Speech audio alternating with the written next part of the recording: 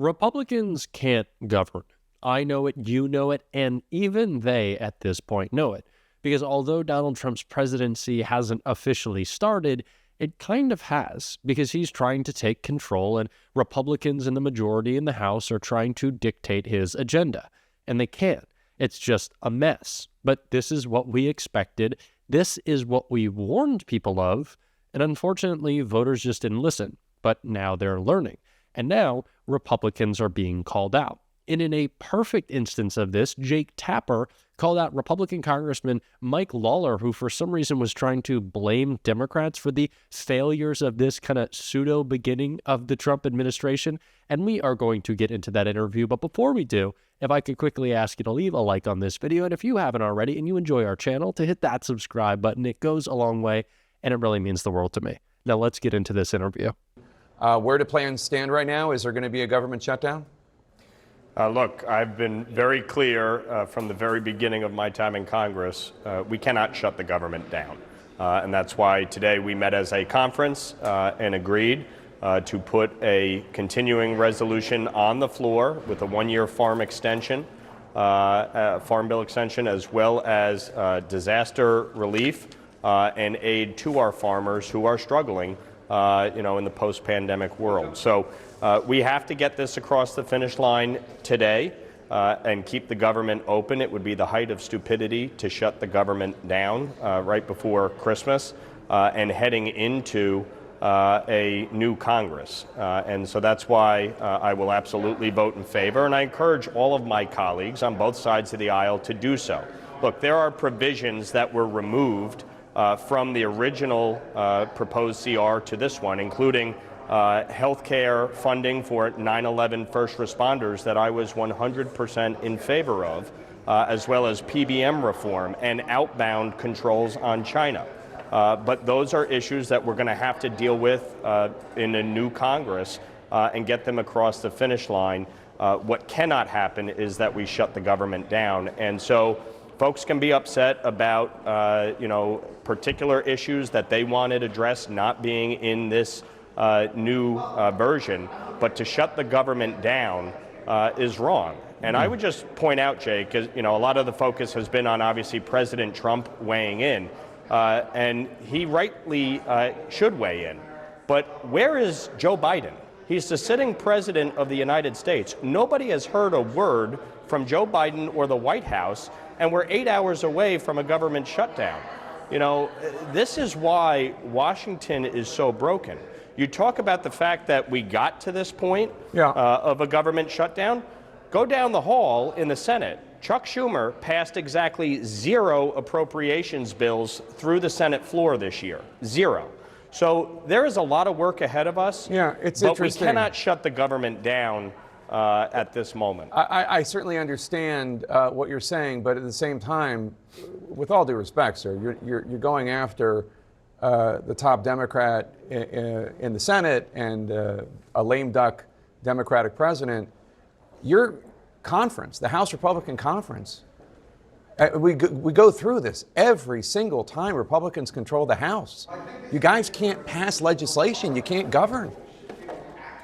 Respectfully, Jake, we've actually passed a lot of spending legislation, government funding legislation. I'm talking about government funding legislation. We've passed a lot of legislation that has languished down the hall in the Senate, government funding legislation. Every time we go through this, Respectfully, we passed a number of appropriations bills through the House floor. We passed all 12 through committee. We couldn't even get to a conference committee because Chuck Schumer and Senate Democrats, again, passed exactly 0 bills. So yes, I get the frustration. I'm as frustrated as anybody. We have a tight majority in the House right now. We are currently still in a divided government. Senate Democrats are in control in the Senate, and Joe Biden is in control of the White House. And by the way, again, I reiterate, where is Joe Biden? Why has he not weighed in at all? I'm not disagreeing with that point at all, and I'm not disagreeing with the point you're making about the Senate not passing any of your appropriations bills. But I also suspect that next year, when your party controls the House, the Senate, and the White House, we're still going to have this problem when it comes to government funding bills. Do you disagree? Well, I've been very vocal within my own conference that everybody needs to recognize they are not going to get everything they want. And if they stomp their feet and vote no every time they don't get 100% of what they want, they will get nothing. Ed Koch famously said, if you agree with me on 9 out of 12 things, vote for me. If you agree with me on 12 out of 12 things, go have your head examined. The same applies to legislation. We're not going to agree on every little detail, but you have to find compromise. And I agree, many in my conference at times have been unwilling to do that. But we are going to have complete control in Washington next year, and they're going to have to, whether they like it or not, or they will get nothing. This current Congress is the least productive in history, and it's not shocking. Republicans in the House majority don't know how to govern, just like Jake Tapper said. And now that they have the majority in the House and the majority in the Senate, they're going to probably be able to get more through of Donald Trump's agenda than we would want. But I'm actually not sure that that's true, because the majority in the House is so slim and Republicans are so out of control and there's so much infighting and backstabbing and chaos that maybe it all kind of collapses in on itself. We saw that with Kevin McCarthy getting booted out 2 years ago, and we could see the same thing again. Republicans attacking their own. And we've already kind of started to see that with how they're going after Mike Johnson.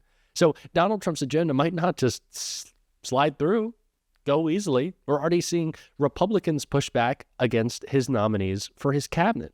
And they should. We need more of that. We need to call out more of the Trump agenda, which is exactly what Democratic Congressman Jim McGovern did in this great clip right here. Administrations of both parties tend to overwhelm Congress at the end of their term with hundreds of new rules. These are known as midnight rules, representing billions of dollars of new regulatory burden. For example, each of the Clinton, Bush, and Obama administrations submitted over twice the amount of rules in the final year of their administration compared with the previous three combined. The executive branch has exploited the inefficiency of the CRA, leaving our constituents to bear the burden. H.R. 115 makes the needed improvement to existing law to allow Congress to catch up on this expected onslaught of new regulations that predictably will happen as the Biden and Harris administration leaves office. Let me also begin by sharing our prayers for the folks out in Madison, Wisconsin, where there's been yet another school shooting, this time the Abundant Life Christian School. Reports are saying that several innocent children have been injured. We know of at least 2 deaths that have been confirmed, a teacher and a student. And it is really quite tragic. And I guess the question we need to ask ourselves is, when is enough finally enough? When are my colleagues going to stand up and give a damn about the gun violence in this country? It is insane. It is totally nuts that we are wasting more time here in the Rules Committee on bad legislation that will go nowhere, instead of actually doing something about issues like gun violence.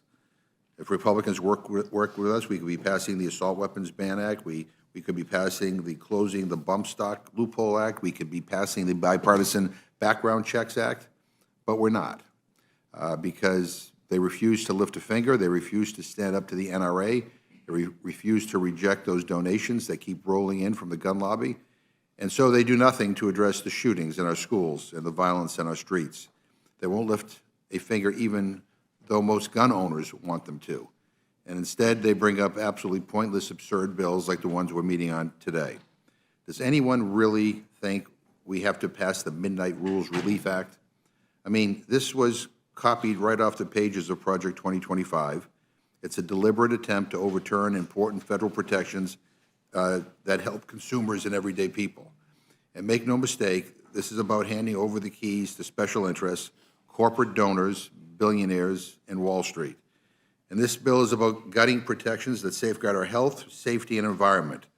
It puts polluters, corporate monopolies, and fraudsters ahead of working families and children. This bill won't even pass the Senate. It certainly won't get signed into law. It's another waste of time. I had hoped that we would have passed a CR by now to avoid a government shutdown, but we haven't. Speaker Johnson vowed to pass all 12 appropriation bills separately without resorting to continuing resolutions. He even promised that he wouldn't send us home until after we got all of our appropriations work done. And then what did he do? He sent us home for 6 weeks, which is why we are here again, scrambling to pass a funding bill 4 days before money runs out. We didn't have to be in this position. All Republicans had to do was work with the Senate and work with the White House on a bipartisan plan. Instead, they wasted time talking about culture wars and washing machines. And so we are left with another broken promise, and we're kicking the can down the road because Republicans choose dysfunction over compromise every single time. We need more of this. There are so many Republicans and pundits out there who want to tell you that Donald Trump won with some overwhelming mandate, that every American is so excited about RFK Jr. as HHS Secretary, Tulsi Gabbard and Pete Hegseth in the cabinet, and these insane policies that Donald Trump and Elon Musk want to get through to make themselves wealthier, slashing Social Security, Medicare, Medicaid. That's not true. And so we need to push back against these policies. We need to push back against Project 2025 because it is popular to do so, and it's the right thing to do. And we are going to be doing so on this show every single day. And if you want to support that, as always, you can hit that subscribe button. You can leave a like on this video. And if you stuck around to the end, you can drop a blue heart in the comments. And if you want to connect with the show in other places, in the description of this video, as is the case in all videos now, you can follow me on Instagram. You can follow me on Twitter. There are links there. And I think I'm gonna do a little bit more on Blue Sky soon. So look for that link shortly. And until next time, I'll see you soon.